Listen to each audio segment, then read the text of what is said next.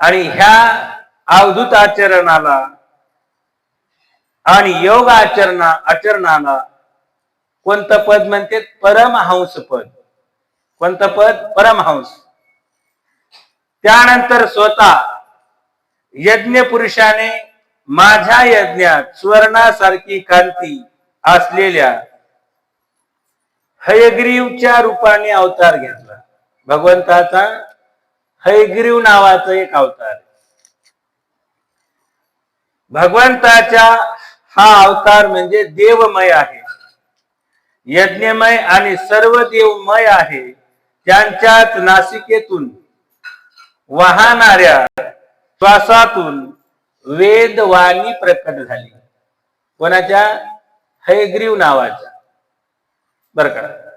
हे हयग्रीव नावाचा अवतार धारण करून ज्यावेळेस असुरांनी वेद चोरून नेले, असुरांनी वेद चोरून नेले होते ब्रह्मदेवापासून, बर का, पाताळाला, बर का, तेव्हा हे हयग्रीव नावाचा अवतार धरला आणि वेदांना पाताळातून भगवंत घेऊन आले. मग अंत्यवेळेस त्यांच्या नाकामधून असणारे ते प्रगट झाले, म्हणून वेदवाणी असे त्यांना म्हटले गेलेले. चाक्षुष मन्वंतर, चाक्षुष मन्वंतराच्या शेवटी भावी म्हणू सत्यव्रताने भगवंताच्या मत्स्य रूपाने प्राप्त करून घेतले. म्हणजे चाक्षुष मन्वंतराच्या शेवटी, बर का, हे मन्वंतर असतात, कल्प असतात, 4 युग आणि 4 युगाचं एक युग, असे 4×4=14 यांचा एक कल्प, आणि अशा 14 कल्पाचा एक मन्वंतर. तर हे चाक्षुष नावाचा मन्वंतराच्या शेवटी, बर का, जे मनु महाराज होते, बर का, अगोदरचे प्रथम जन्माला आले मनु आणि शतरूपा, मानव देहामध्ये ब्रह्मदेवाने त्यांना जन्माला आणलं, बर का. दुसऱ्या मन्वंतरात म्हणजे चाक्षुकाच्या शेवटच्या मन्वंतराच्या शेवटी भावी म्हणू म्हणजे चाक्षुष मन्वंतर संपल्यानंतर त्याच म्हणून सत्यव्रताच्या नावाने अवतार घेतला, बर का. आणि ह्या मनुच्या हातामध्ये गंगेमध्ये स्नान करीत असताना मत्स्य अवतार भगवंतानी घेतला. कोणता अवतार घेतला? माशीचा अवतार घेतला. त्यावेळी पृथ्वीला नौकेचा आश्रय झाल्या कारणाने ते सर्व जीवाचे आश्रय बनले. म्हणजे चाक्षुष मन्वंतर संपल्यानंतर प्रलय आला, सर्व पृथ्वी जग पाणीमय झालं. तेव्हा ह्या सत्यव्रत म्हणून नावेमध्ये, बर का, प्रत्येक जीवाला लागणारी वस्तू साठविली, बर का. वनस्पत्या, प्रत्येक वनस्पतीची जोडी, बर का, प्रत्येक जीवाची एक एक जोडी त्या नावेत सत्यव्रतानं बसविली. पहिला हा कोण होता? मनु होता. आणि ती नाव पाण्यामध्ये राहत असताना मत्स्य अवतारानं त्या नावेला आधार दिला आणि सर्व जीव असणारे नावेतले वाचिले आणि पुन्हा त्या नावेद्वारे किंवा त्या मनुच्या द्वारे पुन्हा सृष्टीची निर्मिती भगवंतानं केली. प्रलयाच्या या भयंकर पाण्यात माझ्या मुखातून पडलेले वेद घेऊन ते त्यातच विहार करीत राहिले. आणि ज्यावेळेस हा प्रलय झाला त्यावेळेस ब्रह्मदेवाच्या मुखातून वेद पाण्यात पडले, तेव्हा मत्स्य अवतार धारण करून ते वेद असणारे आपल्या मुखात भगवंतांनी धारण केले. म्हणजे जेव्हा प्रमुख देव आणि दानव अमृताच्या प्राप्तीसाठी क्षीरसागराचे मंथन करीत होते, तेव्हा भगवंतानी कासवाच्या रूपाने आपल्या पाठीवर मंदार पर्वताला धारण केले. त्यावेळी पर्वताच्या फिरण्याने त्यांच्या पाठीला सुटलेली खाद नाहीशी झाली. म्हणजे बर का. भगवंताची पाठ खाजू लागली म्हणून मंद्राचल पर्वतानं पाठ खाजली. बर का. कोणत्या पर्वतानं? मंद्राचल. त्यामुळे ते काही क्षण निद्रा सुख घेऊ शकले. म्हणजे ती पाठ मंद्राचल पर्वत त्यांच्या पाठीवर फिरल्यामुळं कासवाच्या रूपात त्यांनी निद्रा घेतली. म्हणजे काही क्षण देवांचे मोठे भय नाहीसे करण्यासाठी त्यांनी नरसिंहाचे रूप धारण केले. बर का. नरसिंह, नर आणि सिंह. नर म्हणजे पुरुष, सिंह म्हणजे प्राणी, प्राण्याचा राजा. दोघं एकत्रित येऊन रूप धारण केलं नरसिंहाचं. थरथरणाऱ्या भोया आणि तीक्ष्ण दाढा यामुळे त्यांचे मुख अतिशय भयानक दिसत होते. त्यांना हातातच हिरण्यकशिपू गदा घेऊन त्यांच्या अंगावर तुटून पडला. यावर भगवान नरसिंहाने लांबूनच त्याला पकडून आपल्या मांडीवर घेतले आणि तो धडपडत असतानाही आपल्या नखाने त्याचे पोट फाडून टाकले. म्हणजे त्याचा उद्धार भगवंतांनी नरसिंह रूप धारण करून घेतला. मोठ्या सरोवरात एका महाबलाढ्य मगरीने गजेंद्राचे पाय पकडले. तेव्हा थकून जाऊन तो घाबरला. तेव्हा त्याने आपल्या सोंडेने कमल पुष्प घेऊन, हे आदि पुरुषा, हे समस्त लोकांचे स्वामी भगवान, हे पवित्र कीर्ती नाम श्रवणानेच कल्याण करणाऱ्या भगवंता, असा भगवंताचा गजराजानं काय केलं? म्हणजे धावा केला. आणि नाम घेतल्यामुळे साक्षात परम अवतारी असणारे श्रीकृष्ण भगवान, अनंत शक्ती भगवान चक्रपाणी गरुडाच्या पाठीवर बसून तेथे आले आणि कृपाळू भगवंतांनी सुदर्शन चक्राने त्या मगरीचे तोंड फाडून टाकले. म्हणजे आणि शरण आलेल्या गजेंद्राला सोंड पकडून त्यांनी त्या संकटातून सुटका केली. त्यानंतर भगवान वामन आदितीच्या पुत्रापैकी सर्वात लहान होते. म्हणले दिती आणि आदिती कश्यप ऋषीच्या दोन पत्नी आहेत.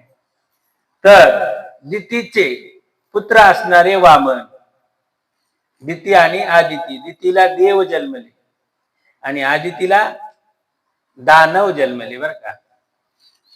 मग अशा ह्या दितीच्या शेवटी जे जन्माला आले ते वामन देव. परंतु गुणांच्या दृष्टीने ते सर्वात श्रेष्ठ होते, कारण भगवंतांचा अवतार होते. कारण यज्ञ पुरुष भगवंताची याच अवतारात म्हणजेच बलीने दानाचा संकल्प सोडतात सर्व लोक आपल्या पावलांनी व्यापले. दिसायला लहान होते बर का. लहान होते म्हणून त्यांचं नाव काय केलं? म्हणले वामन ठेवलं. वामन म्हणजे लहान बर का. कोणी त्यांना बटू म्हणायचं. त्यांनी 3 पावलांचा बहाणा करून सारी पृथ्वी तर घेतलीच, परंतु यातून हेच सिद्ध केले की सन्मार्गावरून चालणाऱ्या पुरुषांना समर्थ पुरुष सुद्धा याच शिवाय अन्य कोणत्याही उपायाने त्यांच्या स्थानापासून हटवू शकत नाही. बर का. जो सन्मार्गावरून चालणारा पुरुष आहे. बर का. बळीराजा दैत्य कुळात जन्माला आले, पण कसे चालत होते? म्हणजे सन्मार्गानं, चांगल्या मार्गाने चालायचे, सत्य वागायचे, भगवंतावर निष्ठा होती. बर का. देवावर निष्ठा होती, पण दैत्याचं नेतृत्व करीत होते. आहे का नाही? आपल्या आपल्या जातीचं नेतृत्व करायचे आणि आपल्या जातीमुळे ते देवासोबत भांडण करायचे. पण तो सन्मार्गी होता. म्हणजे दानी होता, धर्मनिष्ठ होता. मग आता ह्याच्यासोबत युद्ध करून काही जिंकू शकत नाही. मग काय करावं? म्हणले युक्ती केली. म्हणले ह्याच्याकडून मागून घेऊ. म्हणले आपण काय करू? मागून घेऊ. शूर होता, वीर होता, दानवान होता, ऐश्वर्य अवदारी असणार भरपूर होत. म्हणून वामन अवतार धरला आणि बळीराजाच्या दारात भिक्षा मागण्याकरिता गेले आणि भिक्षा मागून 3 पावलं मागितले आणि 3 पावलामध्ये सर्व विश्व असणारे या ठिकाणी काय केलं म्हणले, मापून टाकलं, मोजून टाकलं. मग 2 पावलात सर्व विश्व मोजलं आणि 3रा पाऊल कुठं ठेवू म्हणले आता, कारण तू संकल्प केलेला आहेस. म्हणले आता देवा माझ्याजवळ जेवढं होतं तेवढं देऊन टाकलं, आता माझ्याजवळ माझं फक्त शरीर उरलं. म्हणले आता काय करा, डोक्यावर पाय ठेवा, मला सुद्धा तुमचं करून घ्या. म्हणून डोक्यावर पाय ठेवला आणि पाय ठेवल्यामुळे बळी राजा पाताळाला गेला. हे नारदा, दैत्यराज बलीने आपल्या डोक्यावर वामनाचे चरण तीर्थ घेतले किंवा तो देवांचा राजा होता. बर का, वामन देवाचे चरण आपल्या डोक्यावर घेतले, देवांचा राजा सुद्धा होता म्हणले बळी. अन्यथा देवांचा राजा, सर्व देवांना हरवून राजा झाला. यात काही विशेष नाही. आपल्या दिलेल्या वचनाच्या विरुद्ध काही करण्यास तो तयार नव्हता म्हणले, कारण वचन दिलेलं होतं. एवढेच काय, भगवंताचे 3रे पाऊल ठेवण्यासाठी त्याने आपले मस्तक घेऊन स्वतःलाही भगवंताला समर्पित करून टाकले. म्हणजे यातच त्याचा खरा पुरुषार्थ आहे. हे नारद ऋषी, तुझ्या अत्यंत प्रेमळ भावामुळे प्रसन्न होऊन हंसाच्या रूपाने भगवंतानी तुला योग, ज्ञान आणि आत्मतत्वाला प्रकाशित करणाऱ्या भागवत धर्माचा उपदेश केला. भगवंताच्या शरणागत भक्तांनाच हा सुलभतेने प्राप्त होतो म्हणले. काय प्राप्त होतो? योग, ज्ञान आणि आत्मतत्व. हे कधी प्राप्त होत आहे? भागवत धर्माचा उपदेश ऐकल्यावर.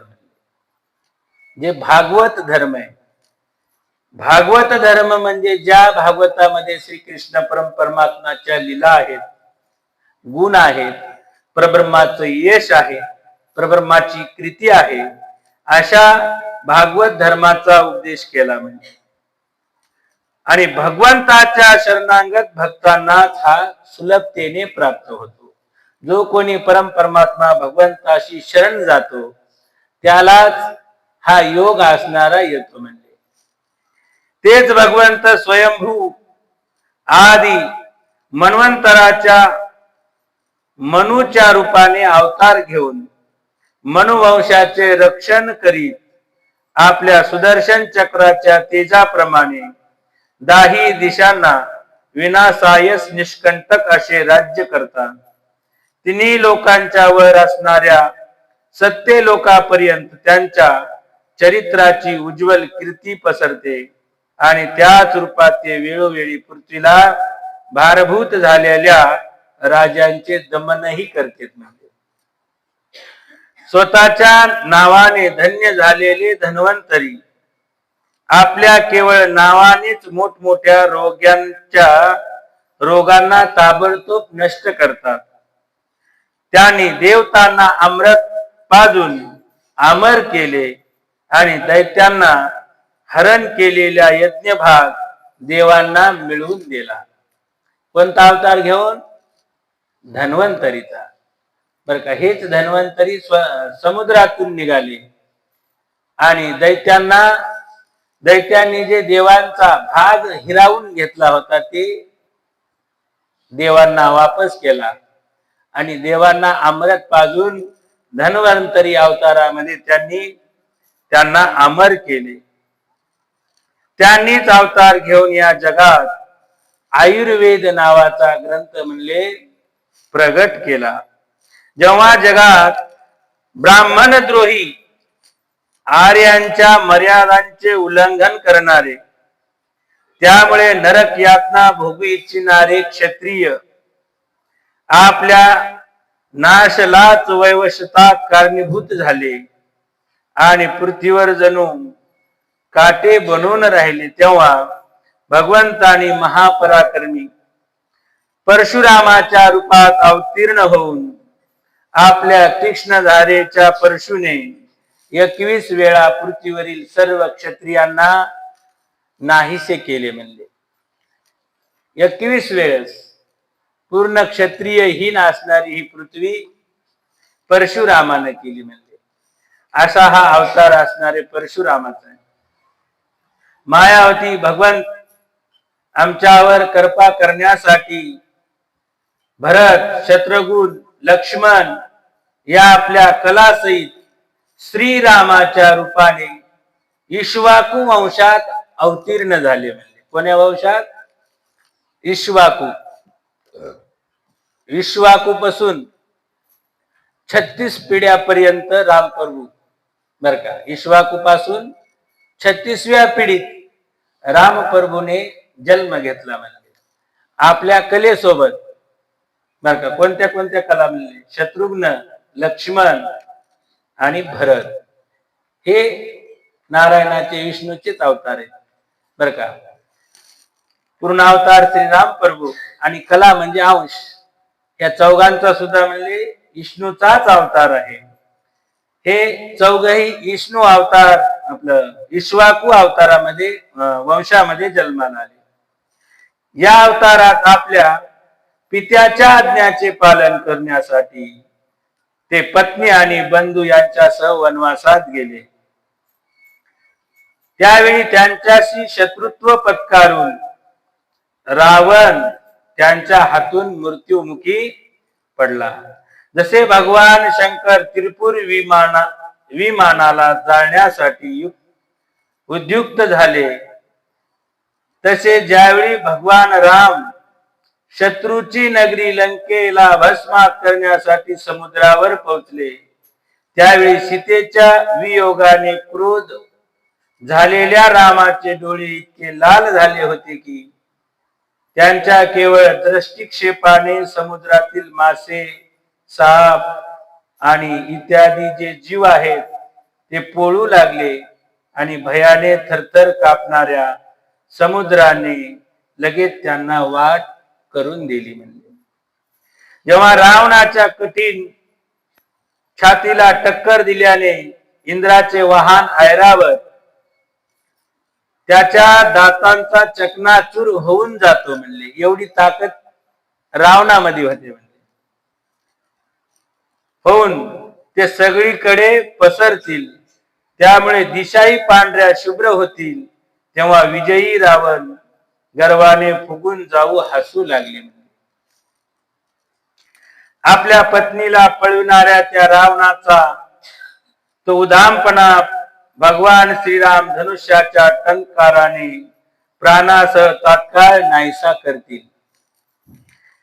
दैत्याच्या झुंडीने त्रस्त झालेल्या पृथ्वीचा भार उतरण्यासाठी कृष्णवर्ण भगवान गौरवर्ण बलरामासह अवतार ग्रहण करतील. म्हणजे ते आपला महिमा प्रकट करणाऱ्या अद्भुत लीला करतील. कोण? श्रीकृष्ण परमात्मा भगवान. त्या लीला लोकांना बिलकुल समजू शकणार नाहीत. कोणाच्या लीला? श्रीकृष्ण परमात्म्याच्या. बालपणातच पुतनेचे प्राण हरण करणे, 3 महिन्याच्या वयामध्ये भला मोठा शेकडा असणारा म्हणजे पायानं उचलून फेकून देणे, रांगता रांगता आकाशाला भिडलेल्या यमला अर्जुनाला पाडणे, अशी कर्मे भगवंताशिवाय अन्य कोणी करू शकत नाही. जेव्हा कालिया नागाच्या विषाने दूषित झालेले यमुनेचे पाणी पिऊन वासरे आणि गोबालक मरतील तेव्हा आपल्या अमृतमय कृपा दृष्टीने ते त्यांना पुन्हा जिवंत करतील आणि यमुनेचे पाणी शुद्ध करण्यासाठी त्या जलात विहार करतील आणि विष शक्तीने जीभ हलविणाऱ्या कालिया नागाला तेथून ते हाकलून देतील. त्याच दिवशी रात्री जेव्हा सर्व लोक तेथेच यमुना तटावर निद्रिस्त होतील आणि दवाग्नी भडकल्याने सर्व मुंजवनचारी बाजूनी जळून जाईल तेव्हा बलरामासह त्या प्राण संकटात सापडलेल्या वज्रवासियांना त्यांचे डोळे बंद करायला सांगून ते त्यांना गोकुळात घेऊन जातील. म्हणजे ही त्यांची लीला अलौकिक आहे बर का. कशी आहे? अलौकिक. कारण त्यांची शक्ती अजिंक्य आहे. त्यांच्या शक्तीला कोणी जाणू शकत नाही. कोणाच्या? परमात्मा श्रीकृष्ण भगवंताच्या. कारण ते परब्रह्म स्वरूप आहेत. त्यांना बांधण्यासाठी म्हणून त्यांची माता जी दोरी आणील म्हणले ती त्यांच्या पोटाला पुरणार नाही. आहे का नाही? कधी मोठी होईल तर कधी लहान होईल. आणि माती खाल्ल्यामुळे त्यांना मारतील, ते रडतील म्हणले बर का. लीला असणारी आघात आहे. लावलेली काजळ गाळावरून वगळून जाईल. आहे का नाही? भगवंत ज्यावेळेस जांभळी देते आणि जांभळी देत असताना त्यांच्या मातेला विश्वाचं दर्शन असणार आपल्या मुखात करून देते. त्यांच्या मुखामध्ये 14 भुवने पाहून यशोदा प्रथम भयग्रस्त होईल. म्हणजे कारण लेकरू लहान आहे आणि मुखात दिसायले 14 भुवन, सप्त पाताळ आणि सप्त स्वर्ग. आहे का नाही? हे 14 भुवन दिसतील. पण नंतर ते तिला आपल्या सामर्थ्याचा बोध करवितील. पुन्हा 14 भुवन दिसल्यावर घाबरायला लागेल आणि आई घाबरल्यामुळे आपल्या सामर्थ्याचा बोध श्रीकृष्ण परमात्मा आपल्या मातेला सांगतील समजून. बर का. माता, मी बाळ नसून मी कोण आहे? परब्रह्म आहे. विश्व माझ्यामध्ये सामावलेलं आहे असा बोध यशोदा मातेला असणारे करतील. ते नंद बाबांना अजगराच्या भयापासून आणि वरुणाच्या पाशातून सोडून आणतील. मैदानवाचा पुत्र योमासूर जेव्हा गोप बालकांना पहाडाच्या गुहेत बंद करून ठेवील तेव्हा त्यांना तेथून ते श्रीकृष्ण भगवान वाचून आणतील. दिवसभर काम धंद्यात व्यग्र असणाऱ्या आणि अत्यंत थकून भागून रात्री झोपी जाणाऱ्या गोकुळातील लोकांना ते आपल्या परमधामाला घेऊन जातील.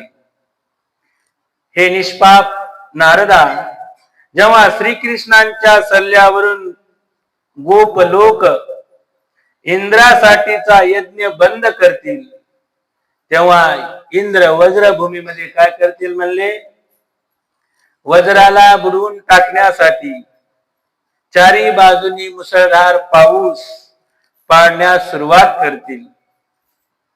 त्यावेळी गोपांच्या आणि त्यांच्या पशूंचे रक्षण करण्याकरिता भगवंत असणारे गोवर्धन पर्वताला उचलून 7 दिवस असणारे त्या पर्वताखाली सर्वांना घेऊन राहतील आणि सर्वांचं रक्षण असणार करतील. अशा आगाध लीला असणाऱ्या भगवंताच्या आहेत. वृंदावनात विहार करताना रात्रीच्या वेळी रास करण्याच्या इच्छेने जेव्हा चंद्राचे टिपूर चांदणे सगळीकडे पसरलेले असेल तेव्हा ते आपल्या बासरीवर मधुर संगीताचा दीर्घ तान घेतील. ही तान ऐकून प्रेम विव्हळ होऊन आलेल्या गोपींचे कुबेराचा सेवक शंखचूड जेव्हा हरण करतील तेव्हा ते त्यांचे मस्तक उडवतील. म्हणजे रास लीला बर का रात्रीच्या वेळेला म्हणले भगवंत असणारे करतील. ही तान ऐकून प्रेमविवळ होऊन आलेल्या गोपींचे कुबेराचा सेवक शंखचूड जेव्हा हरण करील तेव्हा ते त्याचे मस्तक उडवितील. म्हणजे गोपी असणाऱ्या रास पाहण्याकरता खेळण्याकरता ज्या वेळेस भगवंताच्या बासरीची सुमधुर धून ऐकल्यानंतर भगवंताकडे येत असताना कुबेराचा सेवक शंख चूड नावाचा सर्व गोपीला हरण करील आणि तेव्हा भगवंत त्याचं मस्तक असणारे उडवतील. आणखी पुष्कळ बर का म्हणले दानव आहेत, राक्षस आहेत, यांचा संहार भगवंत करीत. प्रलंबासूर, धेनुकासूर, बकासूर, केशी, अरिष्टासूर इत्यादी दैत्य, चारुणा आदी पैलवान, कुलियापीड नावाचा हत्ती, कंस, काल्यवान, भौमासूर, मिथ्या वासुदेव बर का. मिथ्या वासुदेव म्हणजे पौंड्रक बर का. पौंड्रक नगरीचा राजा आहे का नाही, त्याचं नाव होतं पौंड्रक. ते स्वतःला वासुदेव म्हणायचा, मी वासुदेव आहे, मी नारायण आहे, मीच देव आहे बर का. आणि गोकुळचा जो वृंदावनचा कृष्ण आहे ते खोटा आहे, तो असा सांगायचा. त्याने एक आपला भाऊ बळराम केला होता, स्वतः तो वासुदेव झाला होता. हा मिथ्या वासुदेव बर का. शाल्व, द्विविध वानर बर का. द्विविध वानर जे आहे सतयुगातले बर का, रामप्रभूच्या सेवेत होत बर का. हनुमंतासोबत रावणासोबत युद्ध करायला गेलं होत हे द्विविध वानर. पण या वानरात ताकद असल्यामुळे गर्व झाला म्हणजे, आणि ते भगवंताकडे पाहायला लागलं बर का. माझ्यात जशी ताकद आहे तशी रामात ताकद आहे का बर का. भगवंताकडे पायी आणि भगवंतासोबत युद्ध करण्याची त्याची इच्छा होती. कोणाची? द्विविध वानराची. होत त्यांच्याच सैन्यात, त्यांच्याकडूनच होत बर का लढायला. पण त्याला त्याच्या थोडा बळाचा गर्व होता म्हणून ते भगवंताच्या बाहूकडे पाहत असत, भगवंताच्या दंडाकडे. त्याला वाटत भगवंतासोबत आपण लढाई खेळावं, कुस्ती खेळावं, आणि भगवंत खरंच आपल्यावर ताकदवान आहेत का बघावं. हे द्विविध वानर म्हणले बर का. भगवंत इतके कृपाळू आहे की द्वेषाने जरी इच्छा केली तरी त्याची इच्छा पुरविणारे म्हणजे परमपरमात्मा श्रीकृष्ण भगवान. राम अवतारामध्ये मर्यादा असल्यामुळे कोणाच्या इच्छा भगवंतांनी पुरविल्या नाहीत.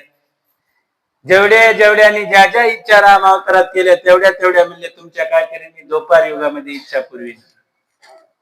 म्हणून ह्या द्विविध वानराची सुद्धा म्हणले द्वापार युगात भगवंतांनी काय केली, इच्छा पुरविली. त्याच्या सोबत युद्ध करून त्याला सुद्धा त्या ठिकाणी त्याचा उद्धार केला. म्हणजे बलवल, दंतवक्र, राजा नगरजिताचे 7 बैल बर का. राजा नगरजिताने शर्यत ठेवली म्हणजे त्यांच्या मुलीचं लग्न होत हे का. मग या नगरजिताने सांगितलं की असा जो कोणी पुरुष असेल की 7 बैलाला एकदा जो कोणी व्यसन घालीन त्याला मी माझी मुलगी देईन. नग्नजिता बर का. श्रीकृष्ण परमात्म्याच्या मुलीचं पत्नीचं नाव काय? हा, नगर राजाच्या मुलीचं नाव नग्नजिता बर का. 7 बैलाला व्यसन घातली भगवंतानं आणि नग्नजितेसोबत विवाह केला. त्याच्यानंतर शंभरासूर, विदुरथ आणि रुक्मी तसेच कंबोज इत्यादी मत्स्य, कुरु, कैकय, संजय आदी देशांचे राज्य तसेच जे जे योद्धे धनुष्य धारण करून रणांगणात समोर येतील ते सर्व बलराम, भीमसेन आणि अर्जुन आदी नावाचे आढून भगवंताच्या कडून ते मारले जाऊन त्यांच्याच धामाला जातील. म्हणले हे सर्व कारस्थान कोणाचं राहील म्हणजे भगवंताचंच राहील. भगवंत प्रेरणा देतील आणि भगवंत सर्वांना मारून आपल्या धामाला असणारे घेऊन जातील असे ब्रह्मदेव नारद ऋषीला सांगायले बर का. भगवंताच्या अवताराचे वर्णन करायचे, थोडक्यात सांगायचे. काळाच्या ओघात लोकांची ग्रहण शक्ती कमी होत जाते, आयुष्यही कमी होऊ लागले आहे. त्यावेळी भगवंत असे पाहतात की आता हे लोक माझे तत्व सांगणारी देववाणी समजण्यास असमर्थ आहेत. द्वापार युग असणारा समाप्त होत आहे. भगवंताचा परम धामाला जाण्याचा योग आणि पुढचा काळ म्हणले कसा आहे.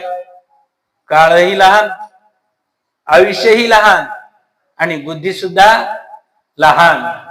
भगवंताच्या नामाची, गुणाची, ऐश्वर्याची गुणगानाची बर का लोकांना या ठिकाणी काय होईल, भ्रांती होईल, ते समजण्यास असमर्थ राहतील. म्हणले कितीही समजून सांगा तरी ते समजून घेणार नाही.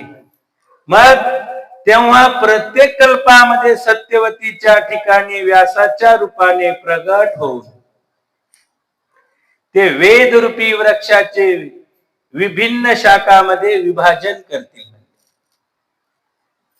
बरं का, काय म्हणाले, प्रत्येक कल्पात सत्यवतीच्या ठिकाणी बर का व्यासांच्या रूपाने प्रकट होऊन प्रत्येक वेदाचे विभाजन करून लोकांना समजून सांगतील. बर का, माता सत्यवती आणि त्यांचे पुत्र असणारे व्यास ऋषी, देवांचे शत्रू दैत्य सुद्धा वेद मार्गाचा आश्रय घेऊन मय दानवाने निर्माण केलेल्या अदृश्य वेग असलेल्या नगरात राहून लोकांचा सत्यनाश करू लागतील. तेव्हा भगवंत लोकांच्या बुद्धीमध्ये मोह आणि अत्यंत लोभ उत्पन्न करणारा वेश धारण करून बुद्धाच्या रूपाने पुष्कळशा उपधर्माचा उपदेश करतील. म्हणजे जेव्हा देवांचे शत्रू दैत्य सुद्धा म्हणले वेद मार्गाचा आश्रय घेऊन, बर का, जे देवांचे शत्रू आहेत पण वेद मार्गाचा आश्रय धरून मैदानवाने निर्माण केलेल्या अदृश्य वेग असलेल्या नगरात राहून लोकांचा ज्यावेळेस म्हणजे सत्यनाश करतील, वेद मार्गाचा मार्ग धरून म्हणजे खोट नाट सांगून लोकांना हेच धर्मात लिहिलेले असं सांगून, आपल्या धर्मात काय लिहिलेलं आहे हेच लिहिलेलं आहे, असं वागा बर का, असं करा आणि माझ्या मागे या, मी सांगन ते करा, याला काय म्हणायचं, वेद मार्गाचा आश्रय घेऊन खोट वागणे, वेदाचा आश्रय घेऊन पैसे काढणे, वेदाचा आश्रय घेऊन पैसे घेऊन लुबाडणे बर का. आणि मग अशामुळं सर्व जीवाचा काय होईल, नाश होईल. तेव्हा भगवंत काय करतील म्हणले, बुद्धीमध्ये मोह आणि अत्यंत लोभ उत्पन्न करणारा वेश धारण करून बुद्धाच्या रूपाने पुष्कळशा उपधर्माचा उपदेश करतील. कलियुगामध्ये हे जे 4 वेद आहेत, काही हुशार लोक ह्या 4 वेदाचा उपयोग स्वतः करता करतील, तेव्हा भगवंत बुद्धाचा अवतार घेतील आणि अशा वेद सांगणाऱ्या लोकांचा तिरस्कार करून जे अज्ञानी लोक आहेत यांच्याकरता उपधर्म निर्माण करतील. म्हणजे सनातन धर्माचा उपधर्म कोणता आहे म्हणले, आता बौद्ध धर्म आहे का नाही, गौतम बुद्धांनी जे निर्माण केला म्हणजे ते बर का, तो अवतार बुद्ध. हे उपधर्म अनेक निर्माण करतील. मग त्याने सांगितलं म्हणजे देव कुठं बघायचा तर हृदयात, कारण अनेक वेदाचा मार्ग आश्रय धरून लोकांना बुडविणारे लोक निघालेत. म्हणून अशा लोकांच्या मागे न जाता भगवंत आपल्यामध्येच पाहायचं, भगवंताचं ध्यान आपण आपल्यामध्येच करायचं, भगवंताला प्राप्त करून घ्यायचं. असा उपधर्म बौद्ध धर्म बौद्धाच्या रूपाने पुष्कळशा धर्माचा उपदेश करतील. म्हणजे कोण, श्रीकृष्ण परमात्मा. कलियुगाच्या शेवटी जेव्हा सत्पुरुषाच्या घरी सुद्धा भगवंताची कथा कीर्तन होणार नाही. कलियुगाच्या शेवटी आपल्याला चिंता करायची गरज नाही, सुरुवात आहे कलियुगाची. शेवटी जेव्हा कली युग असणारा संपत येणार आहे, तेव्हा म्हणले सत्पुरुषांच्या घरी सुद्धा भगवंताची कथा होणार नाही, कीर्तन होणार नाही. ब्राह्मण, क्षत्रिय, वैश्य हे नास्तिक आणि शूद्र राजे होतील. म्हणले काय होईल? शूद्राच्या हातात राज्य जाईल. ब्राह्मण, क्षत्रिय, वैशिक हे नास्तिक होतील, देवाला न मानणारे. आणि ह्या तीन वर्णानं देवाला मानायचं सोडून दिल्यामुळं शूद्र राजे होतील. म्हणजे कारण ह्या तीन वर्णावर धर्म चालतो, ब्राह्मण, क्षत्रिय आणि वैश्य. हे तीन वर्णामध्ये सनातन धर्माचं ज्ञान आहे. ब्राह्मणाकडे ज्ञान आहे, ते क्षत्रियांना त्यांनी वेदपूर्वक बर का सर्व सांगावं. ज्ञानी पुरुषानं क्षत्रिय लोकांना ते त्याच धर्माचं वागणं ऐकून धर्मासारखं वागावं. वैश्यानं ह्या सनातन धर्माचा प्रसार होण्याकरिता काय करायला पाहिजे? मदत करायला पाहिजे. पण कलियुगाच्या अंती काय होईल? म्हणजे कथा श्रवण होणार नाही. कथा श्रवणाचा पैसा घेतल्या जाईल, दिल्या जाईल, म्हणून ही कथा लुप्त होईल, तिचा प्रभाव पडणार नाही. काय? कथेचा प्रभाव पडणार नाही, कारण पैसे देऊन ऐकल्या. पैसे देऊन कथा, ज्ञान, आत्मबोध घेणं होत नाही. विकत घेण्याची गोष्ट आहे का ती?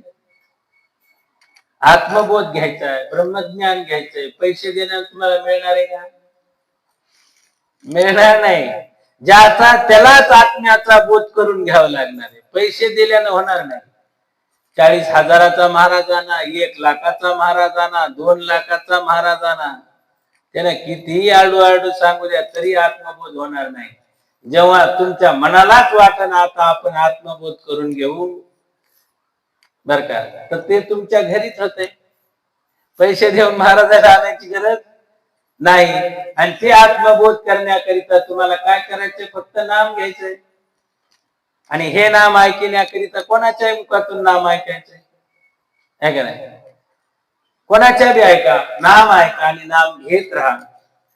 अन्यथा म्हणले शूद्राच्या हातात राज्य जाईल आणि ब्राह्मण, क्षत्रिय, वैश्य हे नास्तिक होतील, है का नाही? नास्तिक म्हणजे देवाला न मानणारे. नास्तिक म्हणजे देवाकडे जाणाऱ्याला अडविणारे, बर का. नास्तिक म्हणजे देवाचं अस्तित्व न मानणारे. नास्तिक म्हणजे देवाचं नाव न घेऊ देणारे.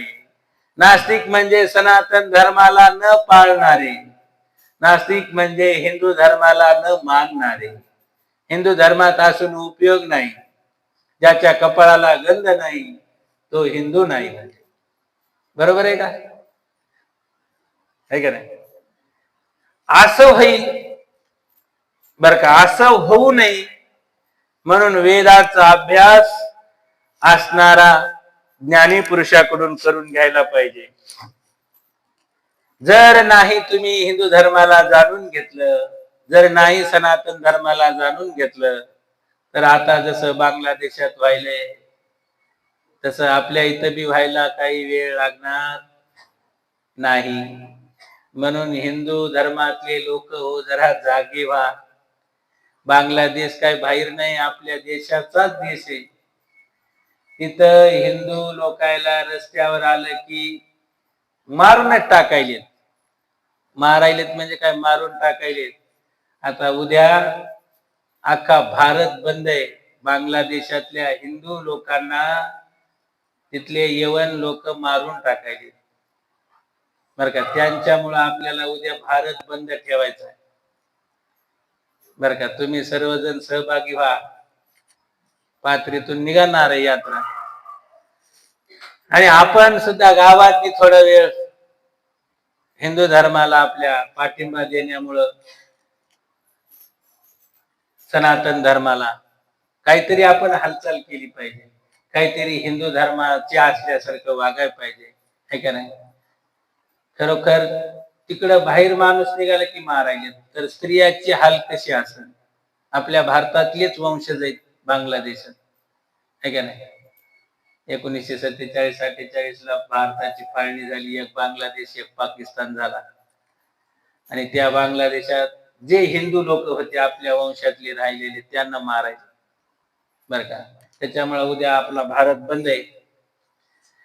असो, हे कशामुळे होतंय? हिंदू धर्मामध्ये अशा बाहेरल्या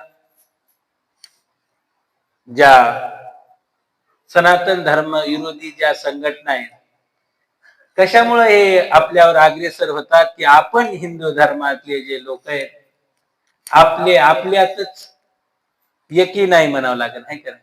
किंवा आपल्यातच आपल्या देवाला आपण मानित नाही, आपण आपल्या देवाचा विरोध करतो, बर का? त्याच्यामुळं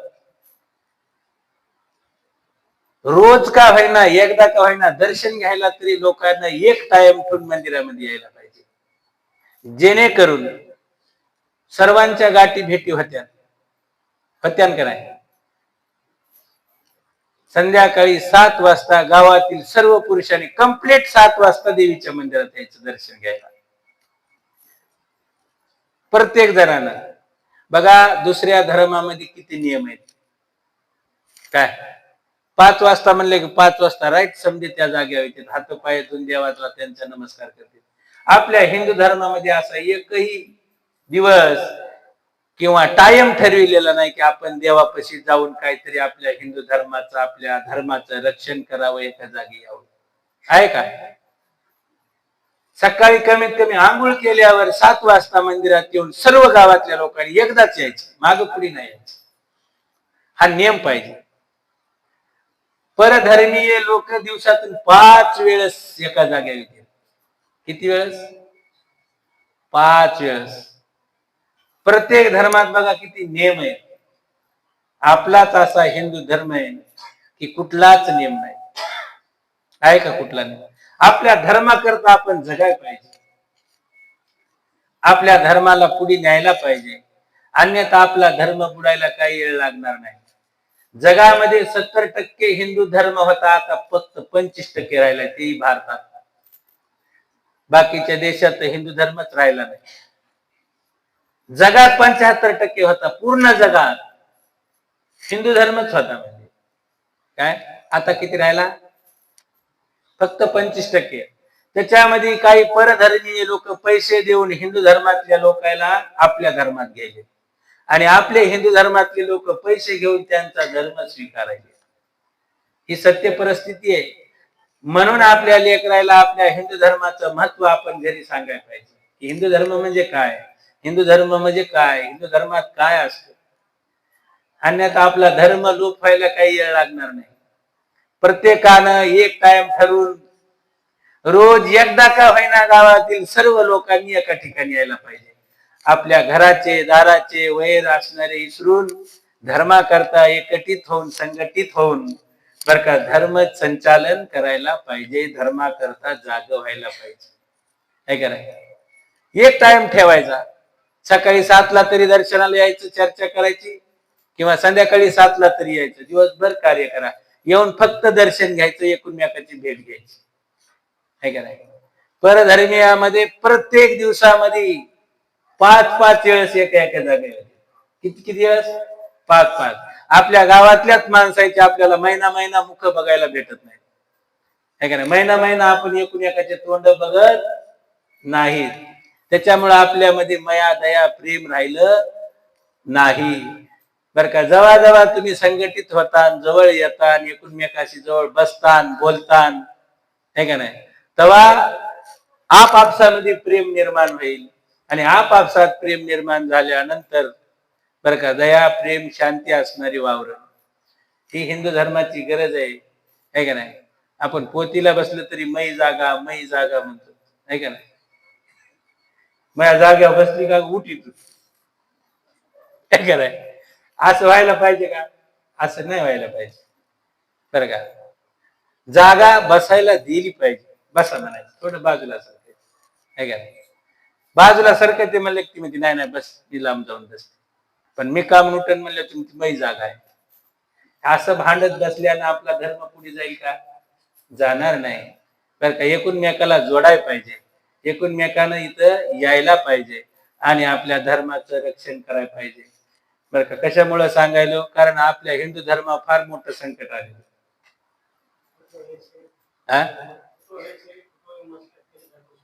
हा, फुटो हे शरीर फुटो हे मस्तक म्हणले तरी धर्म सोडू नये. आपला धर्म सोडायचा नाही. खूप मोठं संकट आलंय. अहो खरं त्या बांगलादेशात हिंदू धर्माच्या स्त्रियांचे काय हाल आहेत ते तोंडानं वर्णन करता येत नाही बर का. ज्याला गंध लावला त्याला कापूनच टाकायचे.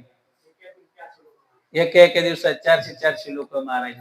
मग आपण संघटित कधी व्हायचं आहे का नाही. आणि आपण आपल्या धर्माची ताकद कधी दाखवायची. आपल्या धर्मामध्ये आपण जागे नाही. बाकीचे सर्व लोक जागे धर्माचे. सर्व धर्माचे जेवढे धर्म असतील हिंदू धर्म सोडून सर्व लोक जागे. ते आपापल्या परीने आपापल्या धर्माचं रक्षण करायचे बरं का. ह्या धर्माच्या नंतर उत्पन्न झालेले धर्म आहेत. आपला हिंदू धर्म मातीत गेला. आपल्या लेकराला गण लाव म्हणलं की लावित नाही आहे का नाही. लावतंय गण लावित नाही. मोडून टाकते आईनं लावला तरी. पण आपल्या धर्माचं रक्षण आपल्या धर्माचं चिन्ह आपल्या धर्मावर आपल्या अंगावर असलं पाहिजे आहे का नाही. असो ही कळकळीची विनंती आहे की धर्म असणारा सोडू नका. थोडा ग्रंथाचा भाग बाजूला ठेवून हे तुम्हाला सांगायला कारण खरंच अत्याचार व्हायला. त्यामुळं सर्व हिंदू धर्मीय लोकांनी संघटित व्हायला पाहिजे. एकमेकाचे विचार घेतले पाहिजे दिले पाहिजे आहे का नाही. बघा ना किती टक्के राहायला म्हणलं तुम्हाला हिंदू धर्म 25%. मोजून बघा 25 ला माणसं कमीच भरते ना आपल्यापाशी आहे का नाही. किती भरते म्हणून म्हणायला 25% राहिला आहे का नाही. कारण याच आहे बघा तुम्ही इतर धर्मियाचं काही कार्य असू द्या बघा किती गर्दी होती आहे का नाही. कारण ते धर्माला पुढे न्यायचंय त्यांना बर का. मोलमजुरी करणारा सुद्धा आपला भाग देतो त्या धर्मामध्ये पुढे चालतो. पण आपल्या ती तशी हे वृत्ती राहिली नाही. स्वार्थी वृत्ती झाली. म्हणून भागवतात सांगितलंय भगवंतानं काय सांगितलंय. सत्पुरुषाच्या घरी सुद्धा म्हणले कथा कीर्तन होणार नाही. ब्राह्मण क्षत्रिय वैश्य हे नास्तिक होतील. यायला देव धर्म आवडणार नाही. करणाऱ्याला करू देणार नाही. आणि म्हणून मग लोकांच्या हातात राज्य जाईल शूद्रांच्या आणि त्यांच्या हाताखाली आपल्याला चपराशी व्हावं लागेल. आली का नाही वेळ. कारण धर्म सोडणार आहे का नाही. एवढेच काय पण कोठेही स्वहा स्वधा आणि वषटकाराचा ध्वनीही ऐकू येणार नाही बर का. स्वहा स्वधा आणि वषटकाराचा ध्वनी. आता हे आपल्या हिंदू धर्मीय एखाद्या पुरुषाला विचारा आता घरी गेल्या स्वहा म्हणजे काय काय स्वधा म्हणजे काय आणि वषटकाराचा ध्वनी ऐकू येणार नाही हे म्हणजे काय विचारा. माहित पाहिजे का नाही आपल्या धर्मामध्ये आपण काय करायलो काय नाही. आपला धर्म कोणता आहे. स्वहा म्हणजे यज्ञ होणे. स्वधा म्हणजे दान करणे बर का. आणि षटकार म्हणजे भगवंताचं गायन करणे बर का. हे कधी ऐकू येणार नाही म्हणजे. तेव्हा कलियुगाला शासन करण्यासाठी भगवंत कल्की अवतार ग्रहण करतील म्हणजे. आणि मग आता कलियुग चालू झालाय. आणखीन कितीतरी दिवस जाणार आहे. आणि मग कल्की बिहारमध्ये यश नावाच्या ब्राह्मणाच्या घरी कल्की अवतारामध्ये जन्माला येतील आणि ह्या सर्व जगाचा नाश करतील म्हणजे दुष्टांचा. जेव्हा विश्वर रचनेची वेळ आलेली असते तेव्हा तप 9 प्रजापती मरीची आदी ऋषी आणि मी अशा स्वरूपात जेव्हा सृष्टी रक्षणाची वेळ असते तेव्हा धर्म विष्णू मनु देवता आणि राजांच्या रूपात आणि सृष्टीच्या प्रलयाच्या वेळी अधर्म रुद्र आणि क्रोधवश नावाची साप तसे दैत्य आदीच्या रूपात सर्व शक्तिमान भगवंताच्या या विभूती मायेनं प्रगट होतात. पृथ्वीवरील एक धुलिकण मोजू शकणाराही कोणताही विद्वान भगवंताच्या शक्तीची गणना करू शकत नाही. म्हणजे जेव्हा भगवंत त्रिविक्रम अवतार घेऊन त्रिलोक्य पदक्रांत करीत होते त्यावेळी त्यांच्या पावलाच्या अफाट वेगामुळे प्रकृती रूप अंतिम आवरणापासून ते सत्य लोकापर्यंत सर्व ब्रह्मांड थरथर कापू लागले होते. तेव्हा त्यांनीच आपल्या शक्तीने त्याला स्थिर केले. समस्त सृष्टीची रचना आणि संहार करणारी माया त्यांची एक शक्ती आहे.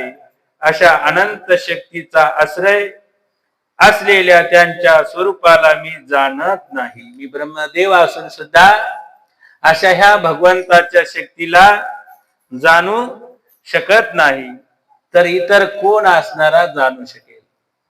काय नारद ऋषीला ब्रह्मदेव सांगायचे. आदिदेव भगवान शेषनाग सहस्त्रमुखाने त्यांच्या गुणाचे गायन करीत आहेत, परंतु अजूनही त्याला त्यांचा अपार पार लागला नाही. म्हणजे जे शेषनाग आहेत, हजार तोंडाने भगवंताच्या गुणाचं रूपाचं वर्णन करायले, तरी वर्णन आणखीन संपलं नाही, असे ब्रह्मदेव सांगत आहेत. जे लोक श्रद्धेने त्यांच्या लीलाचे नित्य श्रवण आणि कथन करतात, त्यांच्या हृदयात लवकरच भगवंत असणारे प्रकट होतात. या कलियुगामध्ये जे लोक भगवंताच्या लीलाचे श्रवण करतात किंवा त्यांच्या लीलाचे गायन करतात, भगवंत त्यांच्या हृदयात लवकर प्रकट होतात. श्रीकृष्ण कानाच्या छिद्रातून आपल्या भक्ताच्या भावमय हृदय कमलावर जाऊन बसतात आणि जसा शरद ऋतू पाण्याचा गडूळपणा नाहीसा करतो, त्याप्रमाणे भक्ताच्या मनातील दोष भगवंतच नाहीसे करतात. पण नाहीसे करण्याकरिता भगवंताला कानातून घालावं लागेल. आता भगवंताला कानातून कसं घालावं म्हणतात तुम्ही? हे कराय भगवंताला ह्या कानाच्या छिद्रातून हृदयामध्ये बसवायचं. तर या कानाच्या छिद्रामधून हृदयात बसण्याकरिता भगवंताच्या लीला गुणाचे चिंतन करावं लागेल, ऐकावं लागेल. जोपर्यंत कान ऐकणार नाही तोपर्यंत भगवंत हृदयात जातील कसे?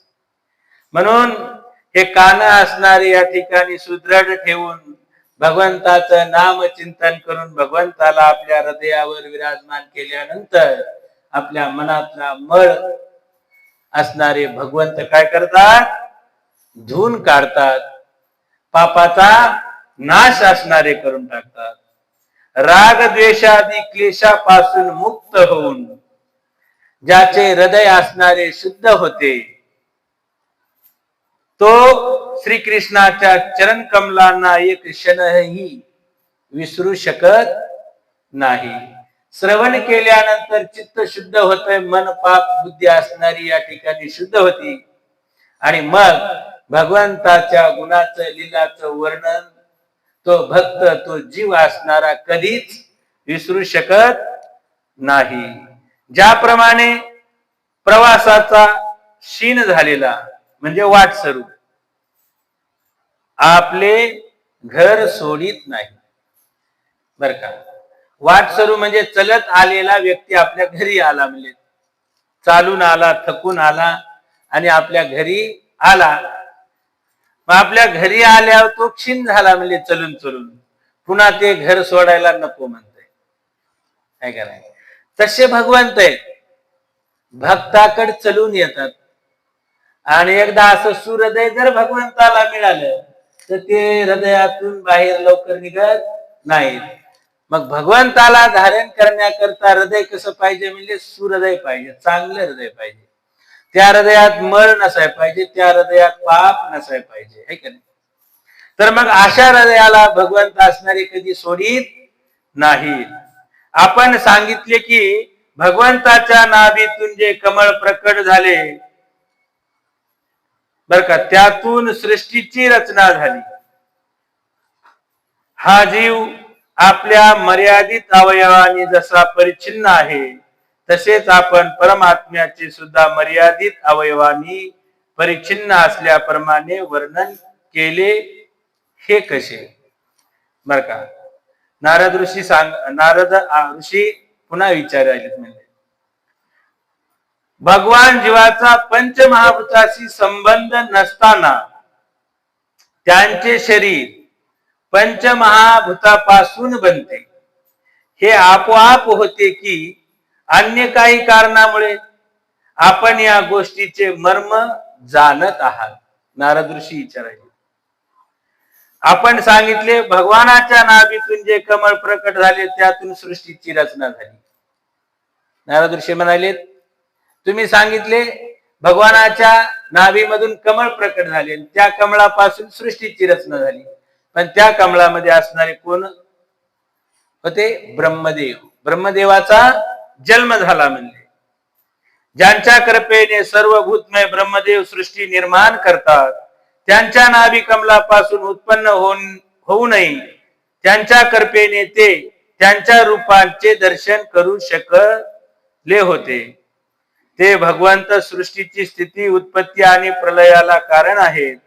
सर्व अंतर्यामी आणि मायेने स्वामी परमपुरुष परमात्मा आपल्या मायेचा त्याग करून कुठे व कोणत्या रूपात शयन करतात? नारद ऋषी काय म्हणाले?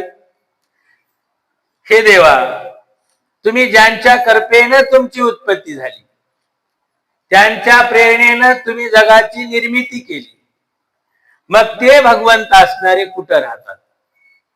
ऐका ना, तुम्ही तर त्यांच्या देठापासून निघाले, कमळापासून तुमची उत्पत्ती झाली, तुम्ही सृष्टीची निर्मिती केली, मग ते कुठं राहतात?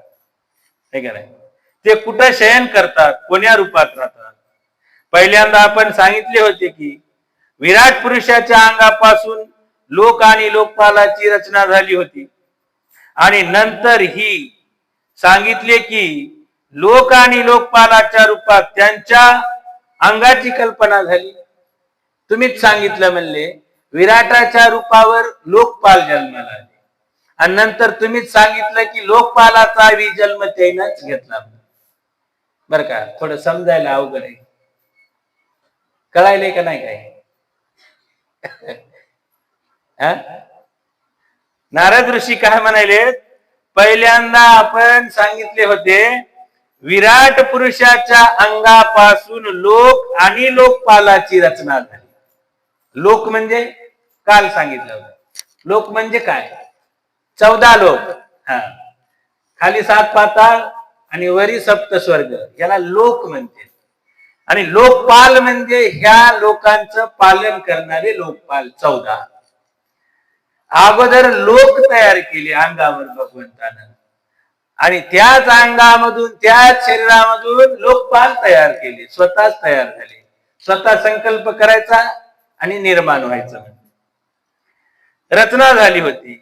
आणि नंतर हेही सांगितले की लोक आणि लोकपालाच्या रूपात त्यांच्याच अंगाची कल्पना झाली, हेही सांगितलं. म्हणजे लोकपाल या दोन्ही गोष्टीचे तात्पर्य काय हे आम्हाला समजलं नाही, नारद ऋषी सांगायचे. मग आपल्यासारख्याची काय कथा बोलली इकडे?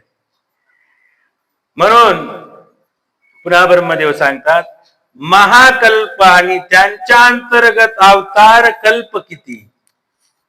नारद ऋषी विचारायचे महाकल्प किती, आणि या महाकल्पाच्या अंतर्गत कल्प किती?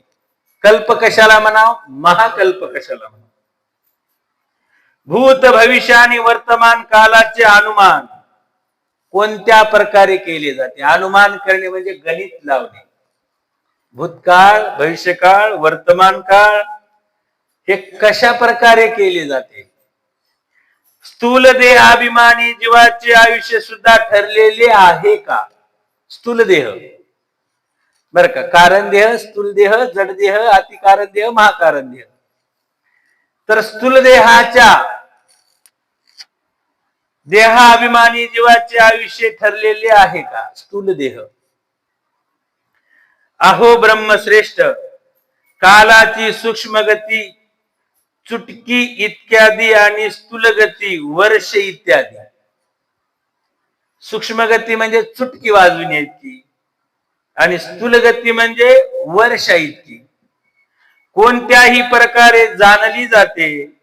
विविध कारणामुळे जीवाच्या किती आणि कशा गती होतात? हे जीव आहे, त्या जीवाच्या किती गती होतात? हे जीव कोणत्या कोणत्या गतीमध्ये जातो आणि ते कसे आपण ओळखायचे? देव, मनुष्य इत्यादी योनी सत्व रज तम या तीन गुणांच्या फलस्वरूप प्राप्त होतात. त्या इच्छिणाऱ्या जीवापैकी कोण कोण कोणत्या योनीत प्राप्त करून घेण्यासाठी कोण कोणत्या प्रकारे कर्मे करतात. कोण कोण? देव, मनुष्य इत्यादी योनीतील लोक सत्व रज तम या तीन गुणाच्या फलस्वरूपानं, ह्या तीन गुणामुळे ह्या जीवांना जसे गुण वाढतील तसे फळ मिळतात आणि मग ते कोणत्या कोणत्या योनीला प्राप्त होतात. पृथ्वी, पाताळ, दिशा, आकाश, ग्रह, नक्षत्र, पर्वत, नदी, समुद्र, द्वीप आणि त्यात राहणाऱ्या जीवाची उत्पत्ती कशी होते. बर का, असे नारद ऋषी ब्रह्म ऋषीला या ठिकाणी ब्रह्मदेवांना प्रश्न विचारित आहेत. आता आपल्याला उद्या राहिलेला हा भाग बघायचा की कोणता जीव कसा उत्पन्न होतो, कोणत्या कर्माने कोणत्या जीवाला कोणता जन्म येतो. मग त्यात देव आहे, मनुष्य आहे, सर्वच आले देव सोडून. बर का, परमात्मा श्रीकृष्ण भगवंत सोडून, बर का, त्यांच्या नंतर जेवढेही अवतारी आहेत, जेवढ्यानंही जन्म घेतलेला आहे, त्यांच्या सर्व जन्माचे आयुष्याचं गणित आहे. विराट पुरुषाचं किती वर्षाचं, किती कल्पाचं, किती महाकल्पाचं आयुष्य आहे. विष्णुदेवाचं किती आहे, महादेवाचं किती आहे, ब्रह्मदेवाचं किती आहे. ह्या सर्वांचं आयुष्य, ते किती दिवस राहतात, त्यांचे किती दिवस कार्य आहे, ते काय काय काम करतात. विराट पुरुषापासून पुढे बर का, त्यांच्या मागे कोण आहेत? विराट पुरुषाला जन्माला आणणारे आहे का नाही, राधा कृष्ण आहे का नाही. परमात्मा परब्रह्म जे आहेत स्वयंप्रकाशमान, त्यांच्या पुढे जे जेही जन्माला आले त्यांचं आयुष्य सांगा म्हणाले, त्यांचे कार्य सांगा, ते काय काय कार्य करतात आणि त्यांनी काय काय कर्म केल्यानंतर काय काय जीव जन्माला येणार आहे. आज आणि उद्याचा दिवस बर का हाच अध्याय राहणार आहे, कारण मोठा अध्याय आहे आणि थोडं सांगायला अवघड आहे बर का मला, कारण पहिल्यांदा सांगायला काय चुकलं काही